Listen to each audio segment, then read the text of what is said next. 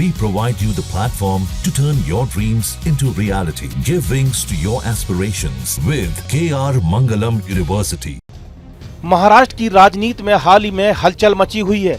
खासकर विपक्षी पार्टियों के बीच नए गठबंधन की अटकलें लगाई जा रही हैं। इसी संदर्भ में उद्धव गुट की शिवसेना के नेता और राज्यसभा सांसद संजय राउत ने एक अहम बयान दिया है। उन्होंने साफ कहा है कि फिलहाल शिवसेना यूबीटी और महाराष्ट्र नवनिर्माण सेना के बीच कोई औपचारिक गठबंधन नहीं हुआ है। संजय राउत ने स्पष्ट किया कि उन्होंने कभी नहीं कहा कि शिवसेना और एमएनएस साथ मिलकर आगामी स्थानीय निकाय चुनाव यानी कि बीएमसी चुनाव लड़ेंगे। उन्होंने कहा कि मीडिया में जो बातें चल रही हैं वे केवल अटकलें और अब तक कोई आधिकारिक घोषणा या समझौता नहीं हुआ है। हालांकि राउत ने यह जरूर माना कि जनता की ओर से भारी दबाव और मांग है कि दोनों पार्टियां यानी उद्धव ठाकरे की शिवसेना और राज ठाकरे की एमएनएस साथ आएं। उनका कहना था कि लोगों को लगता है कि अगर मराठी लोगों के अधिकारों की रक्षा करनी है तो इन दोनों नेताओं को एकजुट होना जरूरी है।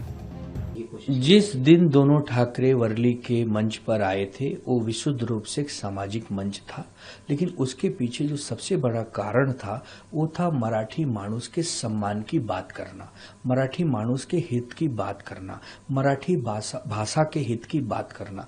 ये अलग बात है कि अब चूंकि दोनों बड़े नेता हैं, दोनों राजनीतिक दल चलाते हैं तो राजनीति तो होगी, लेकिन उद्देश्य राजनीति नहीं था। लेकिन चूंकि अब आगामी कुछ महीनों बाद चुनाव आएंगे तो हो सकता है कि दोनों ठाकरे बंधु जो कि ब्रांड भी हैं, भाई भी हैं, दोस्त भी हैं और मराठी मानुस के लिए लड़ते भी हैं, तो एक मंच पे अगर आ गए और चुनाव लड़ते हैं तो आप देखिएगा जबरदस्त आंधी चलेगी मुंबई और मुंबई के आसपास के एमएमआर रीजन में।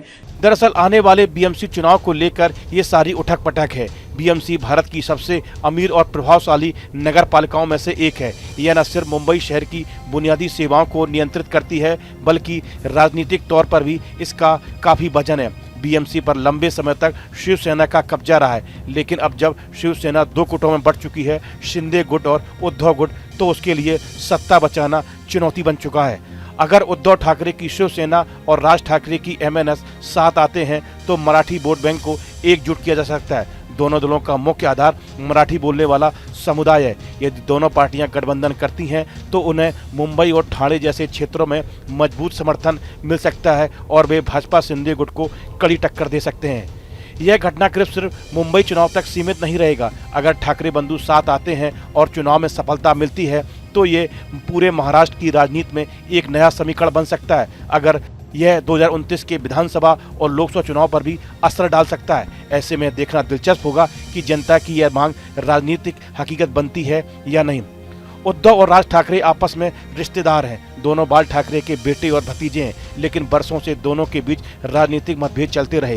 हालांकि जनता में अब यह भावना है कि ठाकरे बंधुओं को निजी मतभेद भुलाकर मराठी समाज के लिए एक साथ आना चाहिए। यह भावना राजनीति में एक बड़ा दबाव मानी जा रही है। अगर यह गठबंधन होता तो मौजूदा सत्ता पक्ष को बीएमसी चुनाव में मुश्किल हो सकती है। इस समय ये दोनों मिलकर बीएमसी पर कब्जा करना चाहते हैं, लेकिन एक मजबूत मराठी गठबंधन उनके रास्ते में बड़ा रोड़ा बन सकता है। इससे विपक्ष की एकता की संभावना बढ़ सकती है।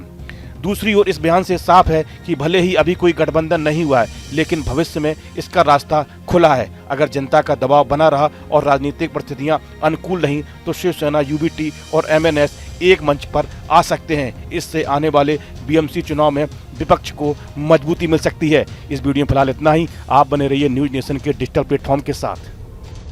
जहां भक्ति है हर शब्द में, कथाओं में छुपे हैं दिव्य रहस्य और ज्योतिष देता है जीवन को दिशा। धर्म से जुड़ी हर बातों को जानने के लिए हमारे चैनल स्तुति को सब्सक्राइब करें। चैनल पर जाने के लिए इस लिंक पर क्लिक करें।